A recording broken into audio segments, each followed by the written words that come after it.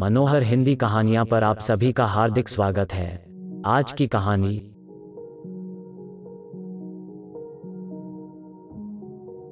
आज पवन बहुत शांत अनुभव कर रहा था। उसके मन की ऊहापोह सुलझ चुकी थी। पिछले 7 सालों से वो जिस असमंजस और दुविधा में जी रहा था, आज उससे मुक्ति का निर्णय लेकर अथाह शांति का अनुभव कर रहा था। ऐसा लग रहा था जैसे सारी सृष्टि शांत हो गई थी। एक अजीब सी सुखद शांति उसे महसूस हो रही थी। हर रोज की तरह आज उसे दफ्तर के कामों में कोई आनंद नहीं आ रहा था, बल्कि रोज डूबकर काम करने वाला पवन आज किसी फाइल को हाथ भी नहीं लगाना चाहता था। वो अपने अंदर के इस सुकून को और जीना चाहता था, महसूस करना चाहता था। वो सोच रहा था आखिर इतने साल क्यों लगा दिए उसने इस छोटे से निर्णय को लेने में। शायद इसलिए कि निर्णय छोटा नहीं था। 7 साल पहले उसके माता पिता ने उसकी शादी उसकी मर्जी जाने बिना सुनीता से तय कर दी थी। उसकी जिंदगी में ऐसा कोई नहीं था जिसकी वजह से वो माता पिता द्वारा थोपी गई उस शादी से इनकार करने की हिम्मत जुटा सके। MBA होते हुए भी उसने सरकारी बैंक में क्लर्क की नौकरी ले रखी थी। इसलिए BA पास घर के कामकाज में दक्ष सुनीता माता पिता को पवन के लिए सर्वोत्तम लगी। शादी के बाद 2 साल तो ठीक ठाक निकल गए, लेकिन इस बीच पवन को एक मल्टीनेशनल कंपनी में नौकरी मिल गई। बैंक के सरकारी माहौल से MNC की कॉर्पोरेट संस्कृति में ढलने की कोशिश में पवन धीरे धीरे अपनी पत्नी में खामियां तलाशने लगा। वो बार बार अपनी पत्नी की तुलना कॉर्पोरेट सेक्टर में काम करने वाली आधुनिक सहकर्मी महिलाओं से करने लगा। उसे सुनीता में सिवाय खामियों के कुछ नजर नहीं आता। इस बीच उसकी अपनी एक महिला सहकर्मी रितिका से गहरी दोस्ती हो गई। दोनों एक ही डिपार्टमेंट में थे और इसलिए ट्रेनिंग, मीटिंग, कॉन्फ्रेंस या किसी और बहाने से बार बार उनका मिलना होता था। आधुनिक परिवेश में पली बड़ी रितिका के सामने एक छोटे से कस्बे की सुनीता पवन की आंख की किरकिरी बन गई थी। घर आते ही पवन का मिजाज चिड़चिड़ा हो जाता था। उसे क्रोध आता था कि क्यों उसने बगैर सोचे समझे एक गांववार लड़की से शादी कर ली। उसे सुनीता की हर चीज में नुक्स नजर आता। यदि सुनीता कभी उसे फोन मिला देती तो वो चिल्लाने लगता, तुम्हें 1000 बार समझाया मुझे यहाँ फोन मत किया करो। काम करता हूँ ऑफिस में, कोई आराम नहीं कर रहा हूँ यहाँ। खैर तुम कहाँ समझोगी, और फोन पटक देता। बेचारी सुनीता अपने पति की कड़वाहट को चुपचाप पी जाती। वो अपनी किस्मत को कोसती रहती। उसे लगता कि वो पवन के लायक ही नहीं है। उसमें आत्मग्लानि और कुंठा भरती जा रही थी। उसकी शादी को 5 साल होने जा रहे थे और कई बार कहने के बावजूद पवन अभी पिता नहीं बनना चाहता था। पर सुनीता की ममता संतान की इच्छा में तड़पती रहती थी। उसे लगता था शायद बच्चे के आने के बाद उनके रिश्ते में कुछ सुधार हो जाए। लेकिन पवन बच्चे का नाम सुनते ही आग बबूला हो जाता। रितिका ने पवन को कई बार समझाया कि वो सुनीता से तलाक ले ले।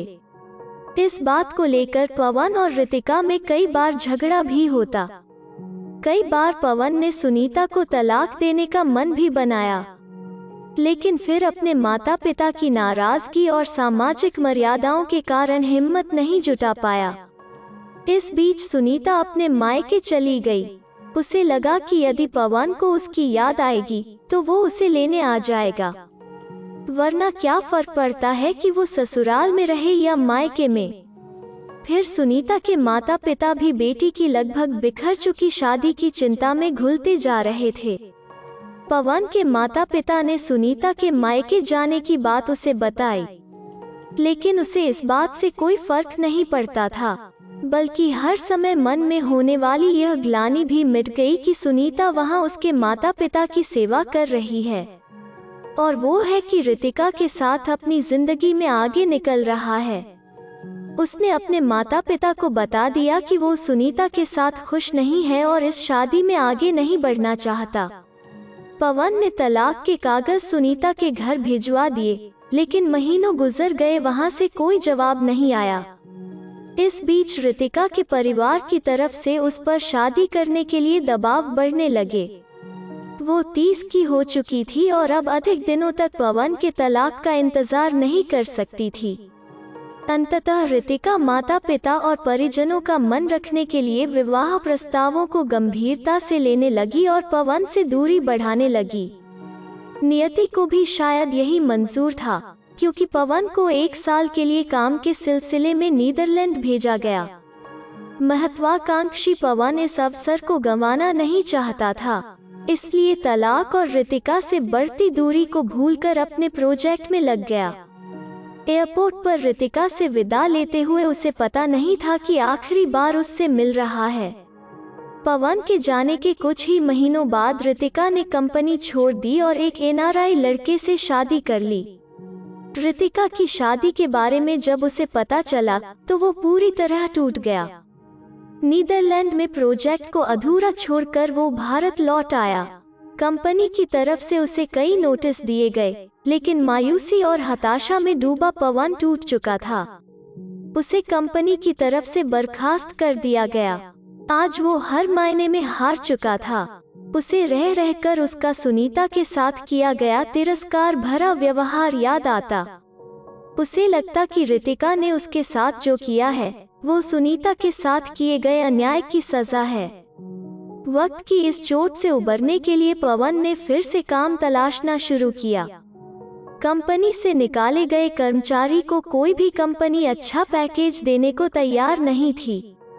अंततः उसे काफी कम पैकेज पर एक सरकारी कंपनी में कॉन्ट्रैक्ट पर नौकरी मिली। पवन अब जीवन में अकेलेपन से हताश होकर स्वयं को काम में झोंकता गया। वो स्वयं को एक पल के लिए भी मुक्त नहीं रखना चाहता था, क्योंकि तब उसकी आत्मा उससे सवाल जवाब करने लगती थी।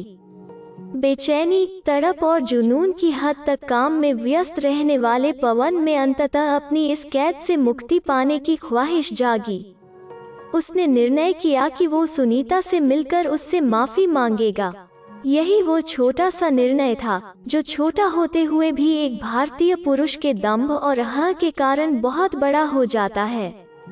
उसके अंदर के पति और पुरुष के अहंकार को एक बिखरते हुए इंसान की आत्मा ने शांत किया था। वो अपनी सारी गलतियों के लिए सुनीता से माफी मांगना चाहता था। आज ऐसा लग रहा था मानो कई तूफान अचानक से शांत हो गए थे, जैसे नदी चट्टानों से टकरा कर अब निश्चल हो गई थी। इससे पहले कि उसके भीतर का पुरुष दोबारा जाग जाए, वो रवाना हो गया अपनी जीवन संगिनी से माफी मांगने के लिए। उसने निर्णय लिया कि सुनीता के जीवन को वो खुशियों से भर देगा।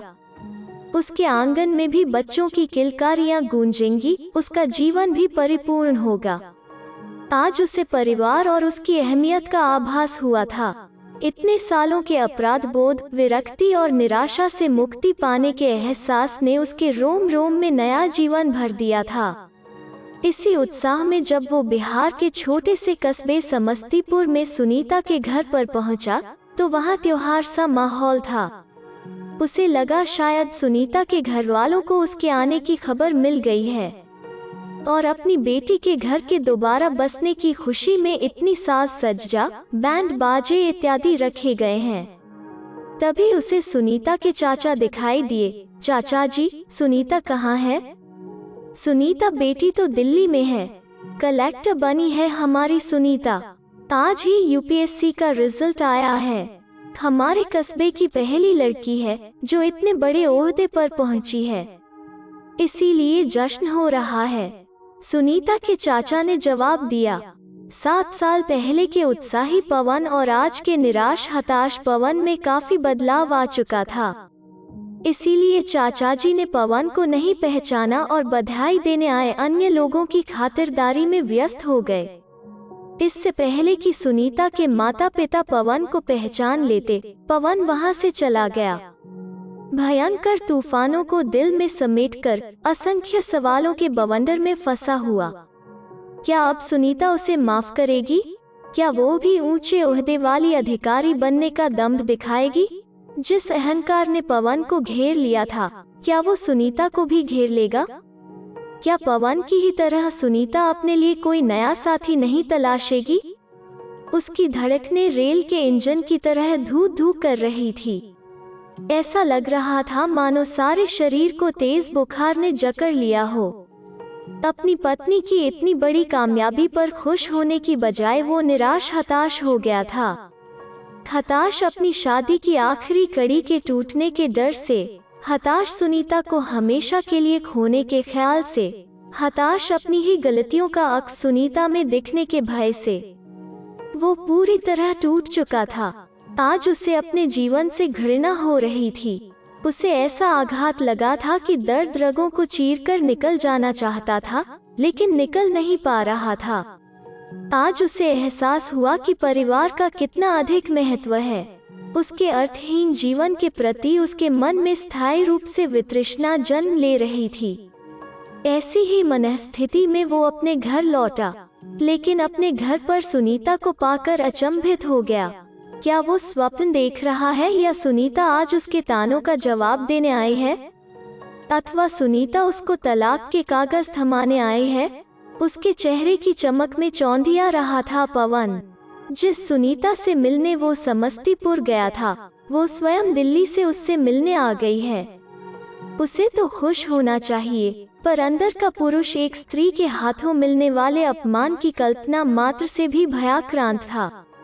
एक स्त्री पुरुष के 1000 तानों को सुनकर भी जिंदगी जी लेती है, लेकिन पुरुष स्त्री के मुंह से निकली एक भी बात को अपने अस्तित्व के लिए चुनौती मानता है। पवन भी इसी भय से कांप रहा था। पवन, मेरा IAS में चयन हो गया है। अब तो आपको नहीं लगेगा कि मैं आपके लायक नहीं हूँ। स्वयं को आपके काबिल बनाने के लिए मैंने फिर से पढ़ाई शुरू की। दिल्ली जाकर कोचिंग ली और अंततः IAS बनने में कामयाब हो गई। यदि आपकी प्रेरणा न होती तो यह कभी संभव नहीं होता। मुझे माफ कीजिएगा, पर आपके भेजे हुए तलाक के कागज माँ बाबा ने कभी मुझे दिखाए ही नहीं, अन्यथा मैं आपको इस बंधन से मुक्त कर देती।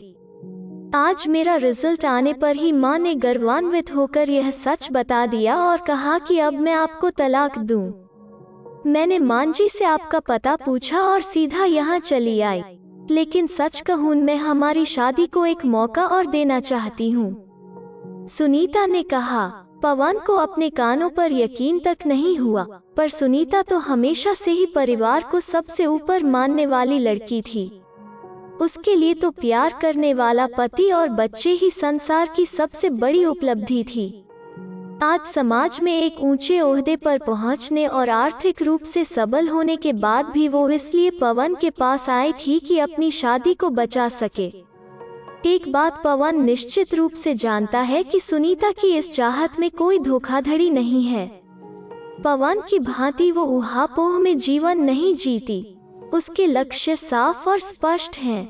यदि अपने परिवार को बचाने के लिए वो इतनी कठिन परीक्षा की तैयारी कर सकती है, तो क्या पवन अपनी संगिनी से माफी मांगकर अपनी नादानियों और बेवकूफियों से उत्पन्न हुई ग्लानि से मुक्ति नहीं पा सकता? उसे एहसास हुआ कि अब तक सुनीता को बदलने की ख्वाहिश रखने वाले पवन को स्वयं बदलने की जरूरत थी। वो सुनीता के पैरों में गिर पड़ा, गिड़गिड़ाकर माफी मांगने लगा। सुनीता यह देखकर अचंभित थी, क्योंकि आज भी वो किसी माफी की अपेक्षा से नहीं, बल्कि अपनी शादी को बचाने की आखिरी उम्मीद लेकर यहाँ आई थी। सुनीता से माफी मांगकर पवन के तन मन का बोझ हल्का होने लगा। उसे लगा कि वो भार मुक्त हो गया है।